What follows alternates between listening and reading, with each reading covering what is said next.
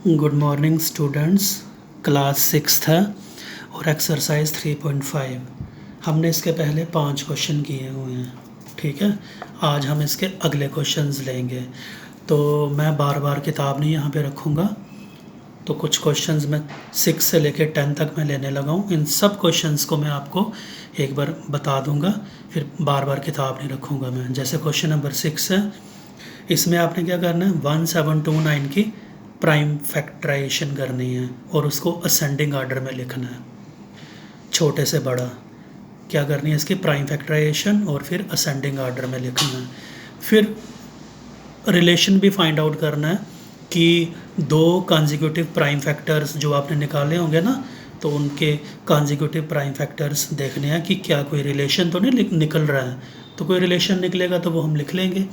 Question number 7 में है कि आपको ये वेरीफाई करना है एग्जांपल लेके कि कोई भी 3 कॉन्जिक्यूटिव अगर हम नंबर ले लें, कोई भी 3 कॉन्जिक्यूटिव नंबर ले लें, कॉन्जिक्यूटिव होते हैं साथ साथ वाले, और उनको आपस में मल्टीप्लाई करें और जो आंसर आएगा ना वो हमेशा डिविजिबल होगा 6 के साथ, 6 के साथ वो डिवाइड हो जाए तो ले लेंगे वो एग्जांपल हम देखेंगे।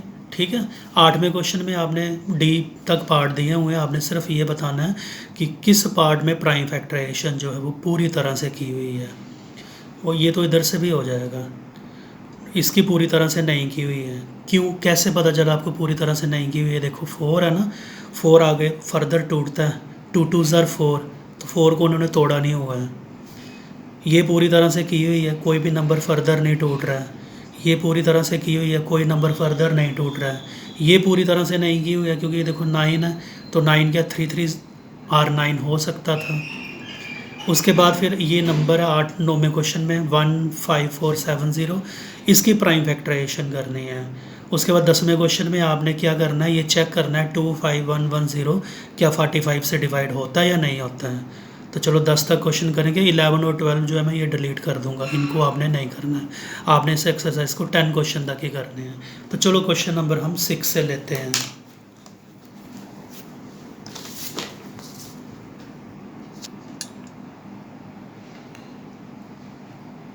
तो क्वेश्चन नंबर 6 में आपने क्या बताना है, प्राइम फैक्टराइजेशन करनी है 1729। ठीक है, 1729 क्वेश्चन नंबर है 6। तो ये मैं नंबर लिख लूँगा पहले 1729, और मैं देखूँगा इसको किसके साथ जाता है, ये चेक करना पड़ेगा। ये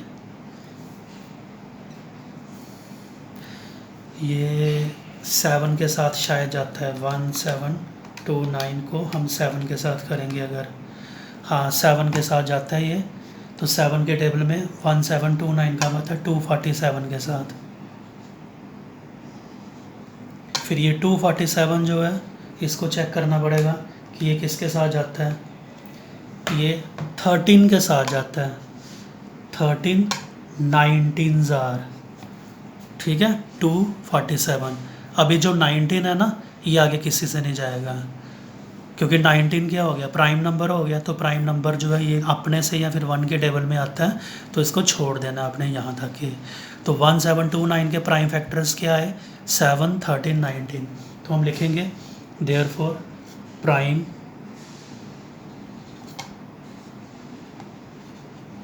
फैक्टराइजेशन ऑफ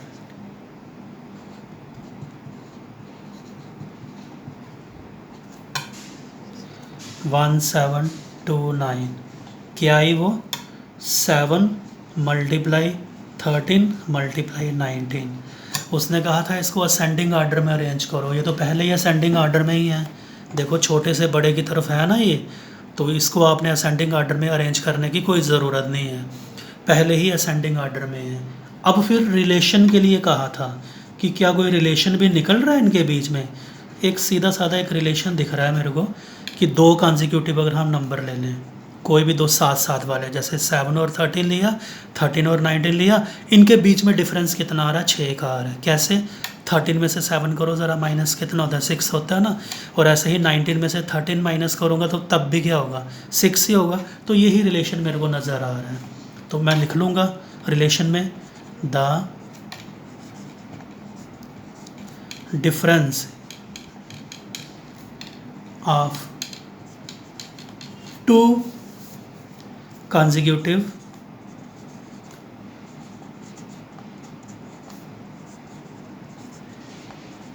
फैक्टर्स इज 6, 6 का डिफरेंस आ रहा है। ठीक है, तो ये क्वेश्चन नंबर 6 हो गया पूरा एक्सरसाइज 3.5 का। तो क्वेश्चन नंबर 7 है, इसमें कहता है आपको कुछ एग्जाम्पल लेनी है जिसमें आपको ये बताना है कि अगर हम 3 कॉन्जिक्यूटिव कोई नंबर ले लें, साथ साथ वाले कोई भी 3 अगर हम नंबर ले लें और उनको आपस में क्या करें, मल्टीप्लाई करें, तो जो भी आंसर आएगा वो हमेशा 6 के साथ डिवाइड होगा। तो ले लो इसमें कुछ एग्जांपल, एक एग्जांपल ले लो नंबर 1 वाली, छोटे नंबर लेते हैं 1 × 2 × 3। ये देखो सारे के सारे कॉन्जिक्यूटिव ही है ना, साथ साथ वाले हैं, करो मल्टीप्लाई, 3 2 ज़ार 6 प्लस 3 2 ज़ार 6 1 ज़ार 6। तो जो 6 है, क्या ये 6 के टेबल में नहीं आता है? बिल्कुल आता है, इज़ डिविजिबल बाय, तो ये 6 के साथ डिवाइड होता है। ऐसे ही दूसरी एग्जांपल ले लो, कुछ भी ले लो, ज़्यादा बड़े नहीं लेना, 2 × 3 × 4, साथ साथ वाले याद रखना, 2 3 4 7 है ना, तो ये ले लो। 4 3 ज़ार कितना हो गया 12, 12 2 ज़ार कितना होता है 24। तो क्या 24 6 के टेबल में नहीं आता है? बिल्कुल आता है, ये भी आता है, इज़ डिविजिबल बाय 6। एक और ले लेते हैं, 3 4 5 ले लो, इनको मल्टीप्लाई कर लो, ये देखो ये भी साथ साथ वाले हैं, 3 4 ज़ार 12 5 ज़ार कितना होता है 60, तो ये भी डिविजिबल है, इज़ डिविजिबल बाय 6। ऐसे ही अगर आप और लोगे ना, चलो एक और ले लेते हैं, 4th एग्जांपल, 4 5 और 6 ले लेते हैं।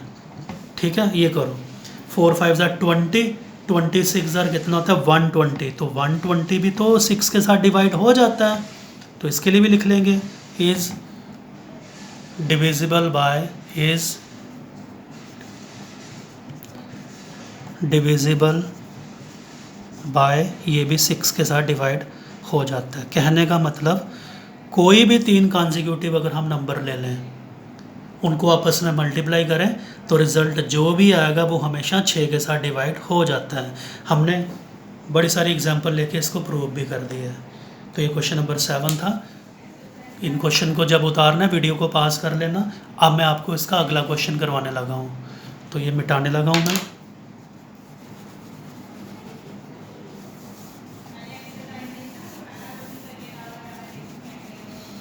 अब हम करेंगे क्वेश्चन नंबर कौन सा, 1 मिनट, क्वेश्चन नंबर करना अब हमने 8वां, जिसमें आपको ये बताना है कि किस किस में प्राइम फैक्टराइजेशन हुई है। जैसे इसका ए पार्ट है, क्वेश्चन नंबर 8 में ये ए पार्ट क्या दिया हुआ आपको, 24 इक्वल टू किसके बराबर दिया हुआ है, 2 × 3 × 4। देखो भाई, इधर प्राइम फैक्टराइजेशन हो सकती थी, जो उसने नहीं की हुई है। क्या हो सकती थी, 2 2 ज़ार 4 हो सकता था ना, ये नहीं की है, मैंने ऐसे करके बता दिया आपको। आप भी ऐसे लिख सकते हो कि इस पार्ट में प्राइम फैक्टराइजेशन पूरी तरह से नहीं हुई है, तो इसको नहीं हुई थी करके भी बता दी मैंने। बी पार्ट देखो, बी पार्ट क्या है, 56 है, और इसकी दी हुई है 7 × 2 × 2 × 2 × 1। कहीं भी आप नहीं कर सकते हो इसको, किसी भी नंबर को नहीं तोड़ सकते हो। तो यहाँ पे प्राइम फैक्टराइजेशन हुई है, पूरी तरह से हुई है। तो प्राइम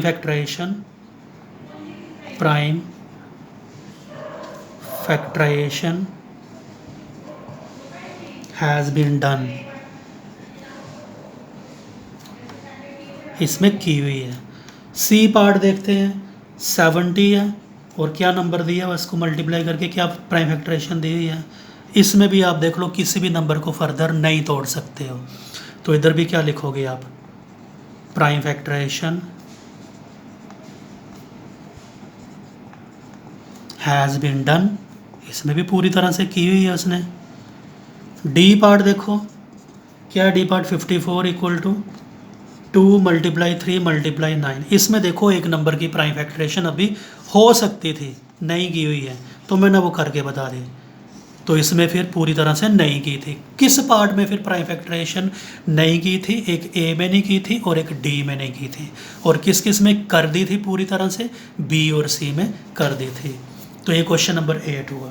ठीक है। अब क्वेश्चन नंबर 9 जो है बहुत आसान क्वेश्चन है ये। इसमें आपने एक नंबर दिया हुआ, आपको बड़ा सा नंबर है, तो उसकी प्राइम फैक्टराइजेशन करनी है, कुछ भी नहीं करना है। और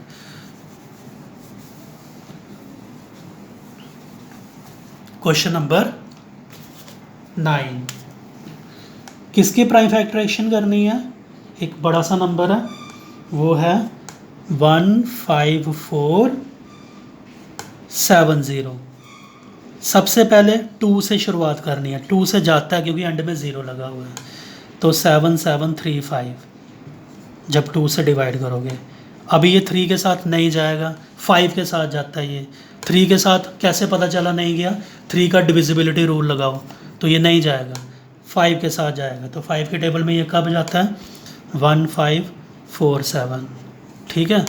अब ये आगे 7 के साथ जाएगा, 7 के साथ डिवाइड करोगे जब इसको, तो ये 221 आ जाएगा। डिवाइड करके चेक कर लेना रफ में जाके। अभी 221 13 से जाता है, 13 17s आर 221। अभी 17 जो है एक प्राइम नंबर आगे फर्दर आगे नहीं होगा, तो इसलिए therefore prime factorization of 15470 is, वो क्या आ गई? 2 मल्टीप्लाई 5 मल्टीप्लाई 7 मल्टीप्लाई 13 मल्टीप्लाई 17। तो ये सीधा साधा क्वेश्चन था, कोई इतना मुश्किल था ही नहीं, सिर्फ प्राइम फैक्टराइजेशन ही निकालनी थी। तो ये क्वेश्चन हो गया। अब इसका 10 क्वेश्चन देखो, क्वेश्चन नंबर 10। ये इस एक्सरसाइज का मैं आपको लास्ट ही रखने लगा हूँ। सिंपल है ये क्वेश्चन भी, क्वेश्चन नंबर 10, और इम्पॉर्टेंट भी है। इसमें आपने बताना है कि एक नंबर दिया हुआ है आपको, क्या नंबर दिया हुआ? 25110। क्या ये 45 से डिवाइड होता है या नहीं होता है? क्या नंबर था? 25110। क्या ये 45 से डिवाइड होता है या फिर नहीं होता है? तो इसको करने का तरीका, सबसे पहले क्या करो आप, प्राइम फैक्टराइजेशन निकाल लो 45 की। प्राइम फैक्टराइजेशन ऑफ 45 इज, 45 की प्राइम फैक्टराइजेशन क्या होगी? ये देखो ज़रा, ये तो सीधा 5 के टेबल में जाएगा। 5 9s आर, सीधा ही लिखना आपने, इज़ 5 मल्टीप्लाई 9। ठीक है। अब देखो ध्यान से देखना, ये जो नंबर 25110 है, ये 5 से डिवाइड होता है। फिर इसको चेक करना कि क्या ये 9 से डिवाइड होता है। अगर ये दोनों से डिवाइड हो जाए, 5 से भी डिवाइड हो जाए, 9 से भी डिवाइड हो गया अगर, तो फिर ये 25110 45 से भी डिवाइड होगा ही होगा। तो 5 से तो भाई ये डिवाइड हो रहा है, 5 का रूल लगा लो। एंड में क्या लगा हुआ है? 0 लगा हुआ है ना, तो ऐसे वो नंबर जिनके एंड में 0 लगा होता है तो वो 5 से डिवाइड हो जाते हैं। हम लिखेंगे यहाँ पे 25110 इज़ डिविजिबल बाय 5। तो ये 5 से डिवाइड हो रहा है। इसी को चेक करो, 25110 ये आल्सो डिविजिबल बाय 9। 9 से भी डिवाइड हो रहा है। क्यों? 9 से कैसे डिवाइड हो रहा है? 9 का रूल लगा लो। 9 का रूल क्या था? ये नंबर है ना, इनको ऐड कर लो, 5 2 7 और 1 8 और 1 9। सम ऑफ डिजिट कितना है? 9 आया, तो 9 9 के टेबल में आता है ना, दैट मीन 25110 भी 9 से डिवाइड हो जाएगा। अब देखो 25110 5 से भी डिवाइड हो गया, 25110 9 से डिवाइड हो गया, दोनों से डिवाइड हो गया ना, इसलिए देयरफॉर 25110 मस्ट बी